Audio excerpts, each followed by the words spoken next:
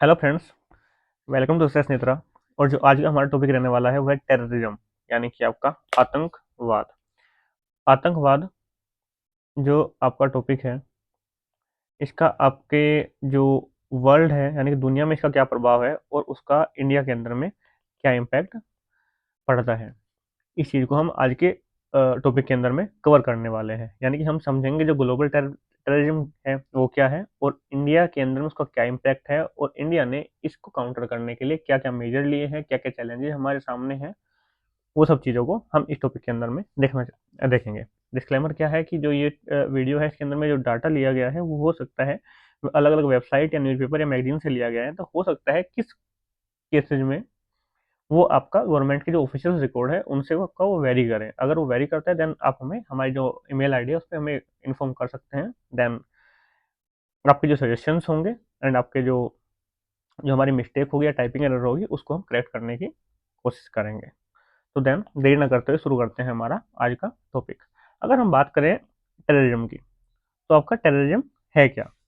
Terrorism आपका वास्तव में एक वायलेंस है। वायलेंस क्या है कि कोई भी एक ग्रुप है या कोई भी एक इंसान है, वो इंडिविजुअल भी हो सकता है या एक ग्रुप भी हो सकता है या पूरा पूरा कंट्री भी हो सकता है। उसके कुछ पॉलिटिकल गोल है या फिर कुछ उसके आइडियोलॉजिकल गोल है, तो उनको पूरा करने के लिए जब वो वायलेंस का सहारा लेता है कोई भी ग्रुप, तो देन उसको आप टेररिज्म की संज्ञा देंगे, उसको हम एज ए टेररिज्म देखते हैं। और जो आपका टेररिज्म है, ये क्या करता है मोस्टली इसके अंदर में, उस वायलेंस के अंदर में जो आपके जो सिविलियंस हैं उनको टारगेट किया जाता है, जो गवर्नमेंट है उनको टारगेट किया जाता है, गवर्नमेंट इंफ्रास्ट्रक्चर को, और जो आपका पब्लिक इंस्टीट्यूशन है मेनली उनको आपका टारगेट किया जाता है। और इसका जो मेन जो रहता है मोटिव कि जो आपका सोसाइटीज है उनको आप डिस्टर्ब कीजिए, और जो आपकी एक सिविलियन पॉपुलेशन है उसके अंदर में आप जो या फिर गवर्नमेंट है उसके अंदर में आप एक फियर को क्रिएट कीजिए। यानी कि ऐसा वायलेंस जो किसी भी अपने पॉलिटिकल, रिलीजियस या फिर आपके आइडियोलॉजिकल गोल को अचीव करने के लिए किया जाता है, उसको हम टेररिज्म की संज्ञा देंगे। चाहे उसमें आपको सिविलियन पॉपुलेशन पे आप टारगेट कीजिए, या फिर आपका जो इंफ्रास्ट्रक्चर है उस पर टारगेट कीजिए, या फिर आपके जो कोई भी लोकेशंस हैं वहाँ पे आप, मतलब ऐसा कोई भी अगर काम करेंगे जिससे तो जो गवर्नमेंट है वो आपकी डिस्टर्ब होगी, या फिर आपको पब्लिक है उसके अंदर में फियर क्रिएट होगा, तो या फिर उसको एक ग्लोबल अटेंशन मिलेगी। कुछ लोग हैं उनको नोटिस नहीं किया जा रहा है, वो चाहते हैं कि हमको ग्लोबली अटेंशन मिले कि हमारा ये मुद्दा है, हम इस चीज़ पे आपका अटेंशन चाहते हैं, तो इसके लिए भी कई बार आपका टेररिज्म का सहारा किया जाता है। तो अगर हम बात करें जो टेररिज्म है, अगर हम वर्ल्ड के सिनेरियो में बात करते हैं, तो वर्ल्ड के सिनेरियो में अगर हम बात करें तो जो आपका आपको हर जगह आपका टेररिज्म देखने को, ऐसा नहीं है कि इंडिया मतलब एक लौता कंट्री है जहाँ पे अंदर आपको टेररिज्म की समस्या देखने को मिलेंगी। चाहे आप मिडल ईस्ट की बात कीजिए, चाहे आप अफ्रीका की बात कीजिए, चाहे आप साउथ एशिया की बात कीजिए, चाहे आप वेस्टर्न कंट्रीज की बात कीजिए, तो किसी न किसी फॉर्म में आपको जो टेररिज्म है वो आपको देखने को मिलेगा। अगर हम बात करते हैं मिडल ईस्ट की, तो मिडल ईस्ट के अंदर में जो दो आपका टेररिस्ट ग्रुप है जो मेनली एक्टिव है, वे आपका है आईएसआईएस एंड दूसरा है आपका अलकायदा। जो आईएसआईएस है ये आपका अलकायदा से ही आपका इमर्ज हुआ है। अगर हम आईएसआईएस की बात करते हैं, यानी कि Islamic State of area and oh sorry Islamic State of Iraq and Syria, ये आपका एक एक्सट्रीमिस्ट ग्रुप है जो आपका अलकायदा के अंदर में, जो अलकायदा से इमर्ज हुआ है और आपका इराक के अंदर में ऑपरेट करता है।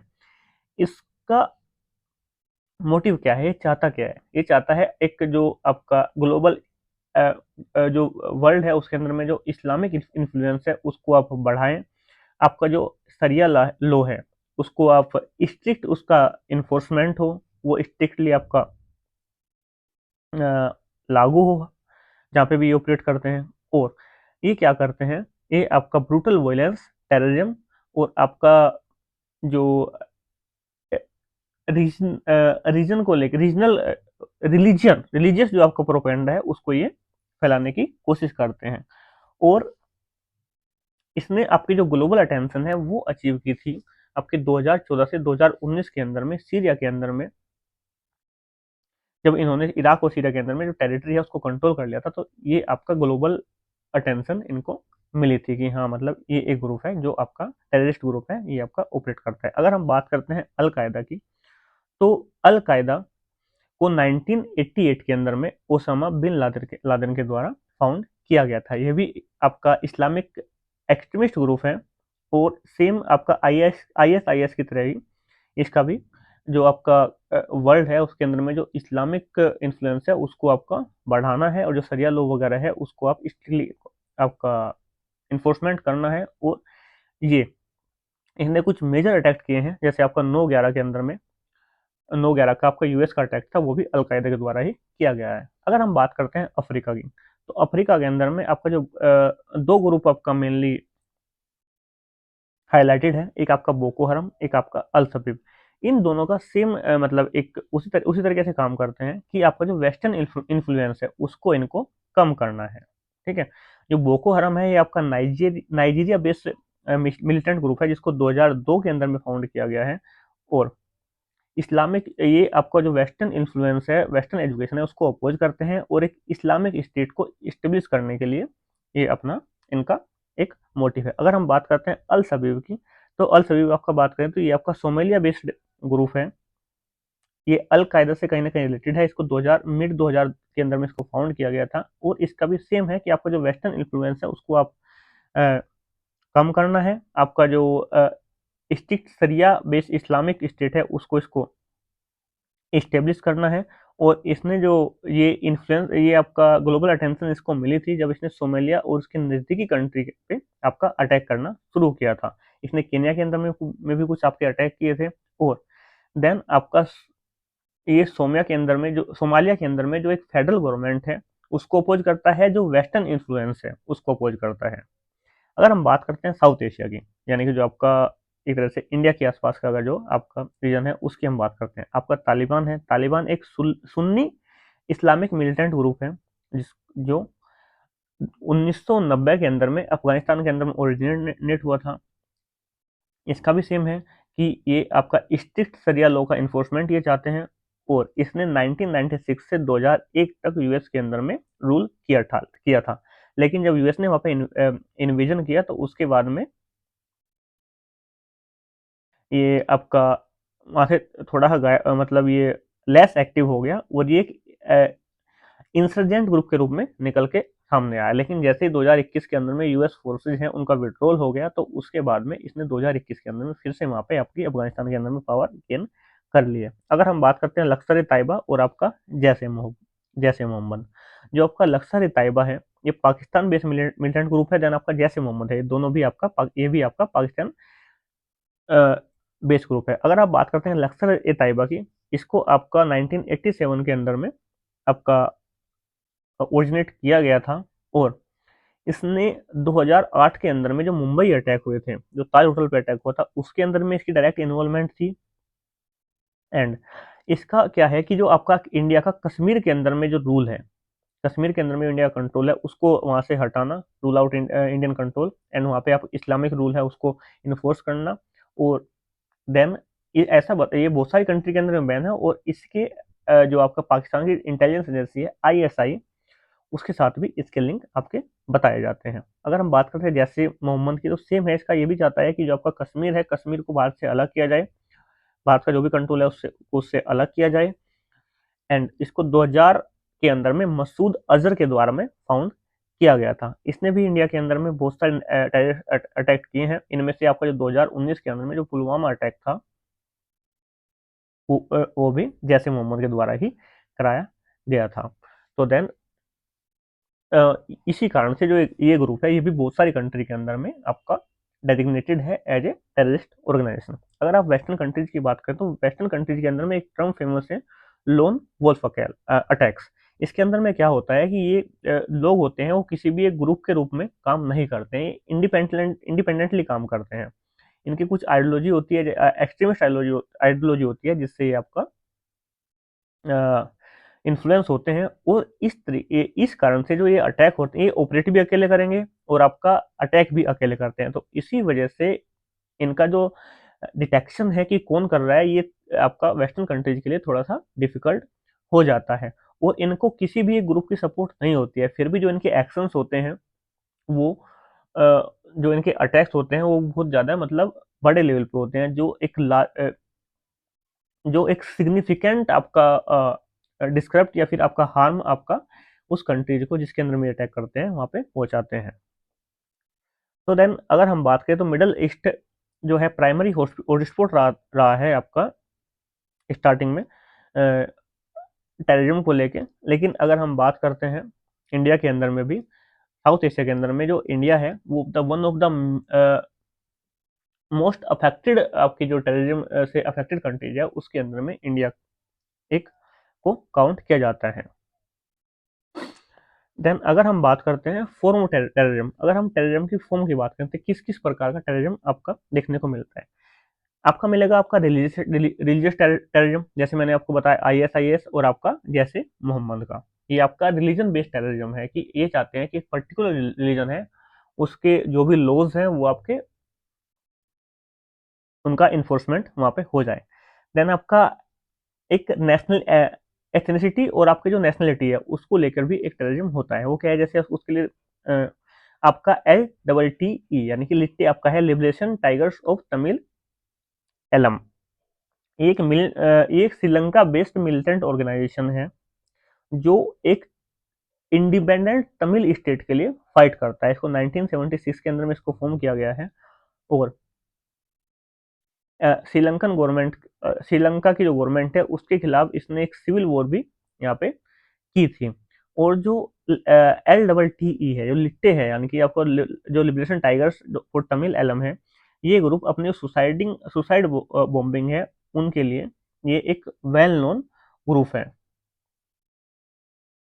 और इसको 2009 के अंदर में डिफीट कर दिया गया था, बहुत ज़्यादा लंबी 3-4 डिकेड की कन्फ्लिक्ट के बाद में। अगर हम बात करते हैं IR यानी कि द आयरिश रिपब्लिकन आर्मी, एक पैरामिलिट्री ऑर्गेनाइजेशन है जो आपका जो नॉर्दर्न आयरलैंड है उसके अंदर में ब्रिटिश रूल को खत्म करके एक यूनिफाई आयरलैंड आपका बनाना चाहती है। इसको अर्ली 20th सेंचुरी के अंदर में फाउंड किया गया था। और ये जो वहाँ पे स्टेब्लिश गवर्नमेंट है उसके अंदर में जो आपके गुरिल्ला टैक्टिक्स हैं, छुप के वार करना, उसके वायलेंस के द्वारा में ये उनको टारगेट करते हैं। अगर हम बात करते हैं लेफ्ट विंग टेररिज्म की, लेफ्ट विंग टेररिज्म के अंदर में इनको आप नेक्सलाइट बोल दिया, फिर आपका माओइस्ट बोल दिया। जो नेक्सलाइट है उसको ही आप माओइस्ट की तरह देखते हैं। तो ये एक फार लेफ्ट रेडिकल जो आपका कम्युनिस्ट ग्रुप है उसके रूप में इनको देखा जाता है। और ये आपका जो आर्म रिवॉल्यूशन है उसको ये एडवोकेट करते हैं। इनका ओरिजिन आपका वेस्ट बंगाल के नक्सलाबाजी से 1967 के अंदर में माना जाता है। और इनका जो मेन एम है कि जो आपका गुरिल्ला वारफेयर है उसके थ्रू जो आपका स्टेब्लिश गवर्नमेंट है उसको आप ओवरथ्रो कर दीजिए।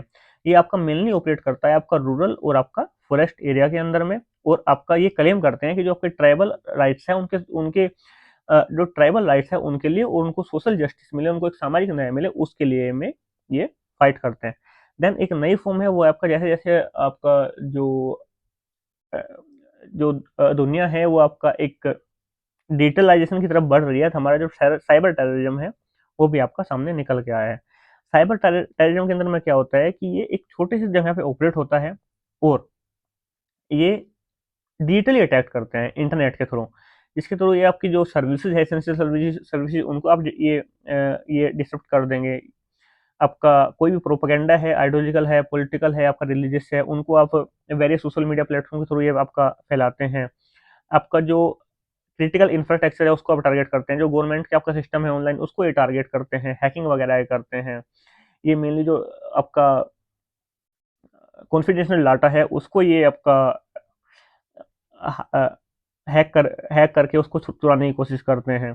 तो इन सब चीज़ों में आपका जो है ये और जो भी आपका टेररिज्म होता है वो आपका साइबर टेररिज्म की कैटेगरी के में अंदर में आता है। और इसके अंदर में क्या होता है कि एक इंसान बैठा हुआ इंडिया के अंदर में अगर वो चाहे तो आप कहीं भी किसी और कंट्री के अंदर में भी किसी कहीं भी बैठा हो जाके बहुत दूर तक ऑपरेट करता है बिना किसी मतलब बॉर्डर को पास किए, ऐसा कुछ कुछ। तो यहाँ पे जो आपका जो अटैक करने वाला ग्रुप है उसके अंदर में जो लॉसेस के चांसेस है वो ज़्यादा होते हैं, और जहाँ पे वो अटैक कर रहा है उसको हार्म ज़्यादा उसके चांसेस आपके बहुत ज़्यादा बढ़ जाते हैं।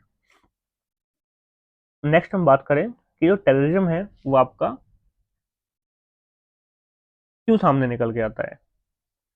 कि जहाँ पे भी आपको वैक्यूम मिलेगा, जहाँ पे भी आपको खाली जगह मिलेगी, देन वहाँ पे आपका टेररिज्म नहीं होगा। सब कुछ अगर ठीक चल रहा है तो आपका टेररिज्म नहीं आएगा। लेकिन जो अगर हम बात करते हैं ऑथोरिटेरियन रिजीम की, यानी कि इसको आप बोलते हैं तानाशाही, जब भी लोगों को लगने लगेगा कि हाँ जो है उनके ऊपर तानाशाही हो रही है, या उनके जो राइट्स है उनका डिनायल हो रहा है, या उनके साथ में एथनिकली या फिर रिलीजियसली उनके साथ में आपका भेदभाव हो रहा है, तो देन आपका वो जब एक हद से आगे बढ़ जाएगा, तो देन आपका क्या है कि लोग उसको अपने राइट्स के लिए, जब उनको लगने लगा तो अपने राइट्स के लिए वो फाइट करेंगे, तो देन वो कहीं ना कहीं आपका जो वाइड स्प्रेड में जाएगा, जब वो आर्म्ड हो जाएगा, तब वो वायलेंस आपका जो आपका सिविलियन पॉपुलेशन है उसको इफेक्ट करेगा। जब गवर्नमेंट इंस्टीट्यूशंस है, जो आपका गवर्नमेंट प्रॉपर्टीज हैं, उनको इफेक्ट करेगा, देन ये आपका टेररिज्म की संज्ञा ले लेगा। ये आपका पॉलिटिकल किसी का पावर गेन करने के लिए है, उसके लिए भी किया जा सकता है। आपका जो रिलीजियस एक्सट्रीमिज्म है उसके लिए भी आपको किया जा सकता है। अब जब कंट्री के अंदर में लोगों को लगा कि जो इकोनॉमिक इन इक्वालिटी है वो आपकी बढ़ रही है, तो देन उस लिए भी, इसके लिए भी ये आपका हो जाता है। और आपका देन अगर कोई भी फॉरेन पावर है, वो किसी भी कंट्री के जो इंटरनल मैटर है उसके अंदर में अपना इन्फ्लुएंस बढ़ाने के लिए या फिर पावर गेन करने के लिए वो जब आपका इंटरफेयर करेगी, तो देन वो भी कहीं ना कहीं आपका टेररिज्म को बढ़ावा देता है। जो टेररिज्म है उसके जो ग्लोबल कंसिक्वेंसेज हमको देखने को मिलते हैं वो क्या है? सबसे पहला आपका आता है कि जो आपका loss of life and destruction of properties. आपकी जो सिविलियन लाइफ है वो आपका यहाँ से बहुत सारे आपके जो सिविलियन लोग हैं, जो आपके इन्होंने कुछ नहीं किया है, जो आपके इनोसेंट पीपल है, उन लोग हैं, उनकी आपकी जान जान चली जाती है। आपको जो प्रॉपर्टीज हैं उनका डिस्ट्रक्शन आपको यहाँ को देखने को मिलेगा। आपका जो रिफ्यूजी क्राइसिस है, डिस्प्लेसमेंट है, लोग एक जगह से दूसरी जगह जाएंगे, माइग्रेट होंगे, उस कारण से आपका जो रिफ्यूजी क्राइसिस है वो आपको देखने को मिलेगा। आपका जो इकोनॉमिक डिस्ट्रप्शन है आपका देखने को मिलेगा। और आपका जो सिविल सोसाइटी है उसके अंदर में जो राइट्स हैं, जो उनको फ्रीडम है, क्योंकि जैसे जैसे टेररिज्म बढ़ेगा तो देन आपकी जो गवर्नमेंट है वो आपकी सर्विलेंस और आपका वो उसको बढ़ा देगी, जिससे आपका जो फ्रीडम है सिविलियन पॉपुलेशन की, जो आपका इनोसेंट लोग हैं, तो उनकी फ्रीडम पे भी इसका नेगेटिवली इम्पैक्ट आपका पड़ेगा। अगर हम बात करें कि टेररिज्म जो इंडिया है उसको कैसे इफेक्ट करता है, सबसे पहले आपका क्रॉस बॉर्डर टेररिज्म है आपका पाकिस्तान से, जिस जिसका एक जो इंडिया है वो आपका मेन विक्टिम है। आपका अगर आप इंटरनल की बात करें तो आपका नक्सलिस्ट और जो आपका माइस्ट आपका इंसर्जेंसी है वो है आपका, जो मिलिटेंसी है आपका जम्मू एंड कश्मीर के अंदर में वो है, और आपका जो अर्बन टेररिज्म है, यानी कि जो हमारी अर्बन सिटीज है उसके अंदर में भी आके जो आपका फॉरेन पावर्स हैं वो आपका अटैक कर रही हैं, जैसे आपका 26/11 आपका अटैक आपका हुआ था। तो इंडिया की अगर हम बात करें तो one of the most affected country है जो टेररिज्म से। ये आपका इंटरनल और एक्सटर्नल दोनों प्रकार के इसके थ्रेट्स हैं। इसके अंदर में आपको उनसे ये आपका जूझ रहा है या लड़ रहा है। जैसे आपकी बात करें आपका क्रॉस बॉर्डर टेररिज्म की अगर हम बात करें, जैसे आपका पाकिस्तान के द्वारा में आपका पुलवामा के अंदर में अटैक हुआ, उड़ी के अंदर में अटैक हुआ, आपका पहलगाम के अंदर में भी अटैक हुआ, जम्मू कश्मीर के अंदर में बहुत सारे जो मिलिटेंट्स है वो आपके ऑपरेट कर रहे हैं। जो सेंट्रल इंडिया के अंदर में उसका आपको जो नक्सलवाद है वो आपको देखने को मिलेगा। जो गवर्नमेंट है उसको डिस्टर्ब करने के लिए जो डेवलपमेंट है उसको आपका अपोज करता है। तो देन ये बहुत सारी चीजें हैं जिसके अंदर में जो इंडिया है, इंडिया के अंदर में सबसे बड़ी दिक्कत क्या है कि ये आपका एक यूनिटी इन डाइवर्सिटी का कंसेप्ट हम आपको लेके चलते हैं। तो जो आपकी फॉरेन पावर्स है उनको लगता है कि ये आपका एक इजीली इसको आप टारगेट कर सकते हैं कि इसके अंदर बहुत सारे ग्रुप हैं, बहुत सारे रिलीजन हैं, बहुत तरह की एथनिसिटी है, आपका लैंग्वेज अलग अलग यहाँ पे बोली जाती है, तो देन उनको लगता है कि इजी टारगेट है, लेकिन ऐसा नहीं है। जो इंडिया है वो उस इसकी यही एक खासियत है कि यूनिटी इन डाइवर्सिटी, अनेकता में एकता। लेकिन इस चीज को वो समझ नहीं पाते हैं। अगर हम बात करते हैं इंडिया की काउंटर टेररिज्म की स्ट्रेटजी के बारे में, तो सबसे पहली बात है कि इंडिया ने आपकी जो इंटेलिजेंस एजेंसी है उनको आपको स्ट्रेंथन किया है। जैसे आपका रो है, रिसर्च एंड एनालिसिस विंग, ये इंडिया की प्राइमरी इंटेलिजेंस एजेंसी है जिसको 1968 के अंदर में इस्टेब्लिश किया गया है। ये आपका हैंडल करती है फॉरेन इंटेलिजेंस को, आपका जो काउंटर टेररिज्म ऑपरेशन है उनको, और जो आपके ऑपरेशंस हैं जो आपके नेशनल इंटरेस्ट के अंदर में उसको ये ऑपरेट करने में आप हमारी जो एजेंसीज हैं उनकी हेल्प करती है, उनको इंटेलिजेंस आउटपुट ये प्रोवाइड करती है। जो हमारी स्ट्रेटजी होनी चाहिए, हमारी जो आपकी नेबर कंट्रीज है, जब आपका पाकिस्तान हो गया, जैसे चाइना है, जिसके हमको कांस्टेंट थ्रेट आपका बना रहता है, आपकी नेशनल सिक्योरिटी का, तो उनके खिलाफ में कैसे आपको जो सिक्योरिटी को लेकर स्ट्रैटेजी बनानी है, देन उस सब चीज़ों में इसका मेन रोल है। और जो आपकी ऑपरेट करती है कैबिनेट मतलब केंद्रीय सचिवालय के अंदर में ये ऑपरेट करते हैं। देन आपका आईबी की बात करें, इंटेलिजेंस ब्यूरो की, ये भारत की ओल्डेस्ट इंटेलिजेंस एजेंसी है जो ऑपरेट करती है मिनिस्ट्री ऑफ होम अफेयर्स के अंदर में। और इसका जो मेन फोकस है वो आपका जो इंटरनल सिक्योरिटी है उस पर काम करती है। ये आपका जो भी टेररिज्म से रिलेटेड रिपोर्ट्स हैं उनका रिसीव होती है या आउटपुट होती है, उनको एनालाइज करती है, उनको कलेक्ट करती है। एंड जो हमारी जो एक नेशनल लेवल पे है वो आपकी स्टेबिलिटी बनी रहे और आपका जो इंटरनल पीस है वो आपका बरकरार रहे, उसको लेके आपकी जो आईबी काम करती है। अगर हम बात करते हैं एनआईए के, नेशनल इन्वेस्टिगेशन एजेंसी, ये भी इंडिया की एक काउंटर टेररिज्म एजेंसी है जिसको 26/11 की मुंबई अटैक हुए थे उसके बाद में 2009 के अंदर में इसको स्टेब्लिश किया गया है। ये आपका जो सिक्योरिटी थ्रेट है, नेशनल नेशनल सिक्योरिटी थ्रेट है, उसको काउंटर कैसे करना है, आपका जो ऑर्गेनाइज क्राइम है उससे रिलेटेड जो चीज़ें हैं, आपका जो कॉम्बैट जो टेररिज्म है उससे कैसे लड़ाई करनी है, तो उसके अंदर में जो है इन्वेस्टिगेशंस वगैरह सारा काम ये अपना देखता है। और ये मिनिस्ट्री ऑफ होम अफेयर्स के अंदर में ऑपरेट करती है। और इसकी जो जुरिडिक्शन है वो ऑल ओवर इंडिया की जुरिडिक्शन है। और ये कुछ केसेस जिनके इंटरनेशनल लिंक्स हैं तो उनको भी ये देखता है, उनके अंदर भी आपकी जो इन्वेस्टिगेशन है ये करता है। अगर हम बात करते हैं, हमने सर्जिकल स्ट्राइक की है, हमारे हमने जो आपका जो हमारी एक पॉलिसी थी ऑफेंस को छोड़ के डिफेंस, मतलब हम डिफेंस पे ज़्यादा फोकस करते थे, तो अब डिफेंस और ऑफेंसिव मेजर हमने दोनों तरह के मेजर लेने आपके शुरू कर दिए हैं। जैसे आपने अभी बहुत सारे सर्जिकल स्ट्राइक्स आपको देखने को मिलेगा। और आपके जो एंटी टेरर लॉ है उनको आपने स्ट्रेंथन किया है। जैसे आपका यूएपी है, अनलॉफुल एक्टिविटी प्रिवेंशन एक्ट, जिसको आप यूएपीए बोलते हैं, ये आपका 1967 के अंदर में आपका इनेक्ट किया गया था। ये गवर्नमेंट को एम्पावर करता है, गवर्नमेंट को पावर देता है कुछ आप की जो ऑर्गेनाइजेशन है जो आपकी एंटी नेशनल एक्टिविटीज के अंदर में इन्वॉल्व है या फिर सस्पेक्टेड है टेररिज्म की, तो उनको ये बैन कर सके, उनको उनकी जो प्रॉपर्टीज है उनको सीज कर सके, जो इंडिविजुअल है उनको ये डिटेन कर सके, मतलब बिना फॉर्मल चार्ज के। पोटा की बात करें तो प्रिवेंशन ऑफ टेररिज्म एक्ट, इसको आप इनेक्ट किया था 2002 के अंदर में। जो टेररिज्म है उसके अंदर में जो लीगल मेजर्स लिए जाते हैं उनको स्ट्रेंथन करने के लिए, और ये आपका अलाउड करते हैं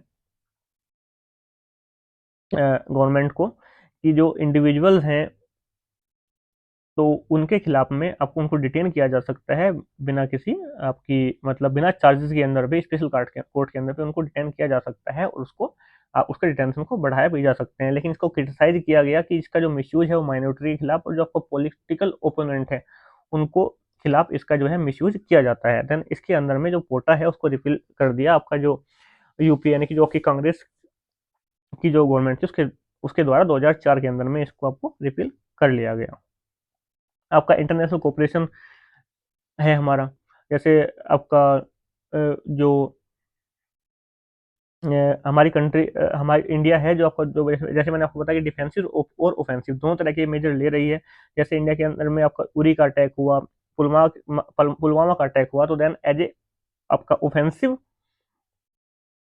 मेजर के रूप में इन्होंने हमने सर्जिकल स्ट्राइक किया, हमने जो क्रॉस बॉर्डर आपकी जो टेररिज्म एजेंसी है उनके खिलाफ हमने जो है स्ट्राइक किए। देन आपकी जो बॉर्डर लो है उनको हमने स्ट्रेंथन किया, जो यूएपी है उसको हमने एम्पावर किया।